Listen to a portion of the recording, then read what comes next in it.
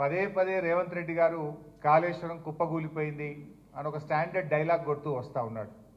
వాస్తవానికి కాళేశ్వరం అంటే 3 బ్యారేజీలు, 15 రిజర్వాయర్లు, 19 సబ్స్టేషన్లు, 21 పంప్ హౌస్లు, 203 కిలోమీటర్ల టనెల్లు, 1531 కిలోమీటర్ల గ్రావిటీ కెనాలు, 98 కిలోమీటర్ల ప్రెషర్ మెయిను, 141 టీఎంసీల సామర్థ్యం కలిగిన రిజర్వాయర్లు, 530 మీటర్ల ఎత్తుకు నీటిని ఎత్తిపోసేటువంటి వ్యవస్థ, 240 టీఎంసీల నీటి వినియోగం. ఇది మొత్తం కాళేశ్వరం యొక్క సమాహారం. ఈ మొత్తంలో ఆ 3 బ్యారేజీల్లో ఒక బ్యారేజీలో 2 పిల్లర్లు మాత్రమే కుంగాయి.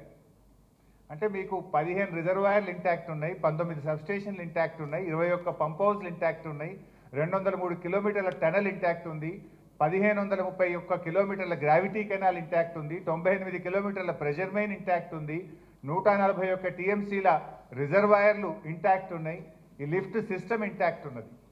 ఆ 3 బ్యారేజీల్లో ఒక బ్యారేజ్ మేడిగడ్డ, దాంట్లో 85 పియర్స్ ఉన్నాయి. రెండవ బ్యారేజ్ సుందిల్లా, అందులో 74 పియర్స్ ఉంటాయి.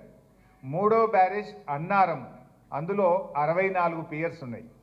సో అన్నారంలో ఉన్న 64 పియర్స్ బ్యారేజ్ ఇంటాక్ట్, సుందిల్లలో ఉన్న 74 పియర్స్ బ్యారేజ్ ఇంటాక్ట్, మేడిగడ్డ బ్యారేజీలో 85 పియర్స్లో 2 పియర్స్ మాత్రమే కుంగినాయి. అంటే కాళేశ్వరంలో ఉండే ఇన్ని కాంపోనెంట్లలో ఒక బ్యారేజ్ మేడిగడ్డ, ఆ మేడిగడ్డలో 85 పియర్స్లో 2 పియర్స్ మాత్రమే కుంగినాయి. దానికి మొత్తం కాళేశ్వరమే కుప్పగూలింది అనేటువంటి ఒక దుష్ప్రచారాన్ని చేసేటువంటి ప్రయత్నం గత కొంతకాలంగా కాంగ్రెస్ ప్రభుత్వం చేస్తుంది.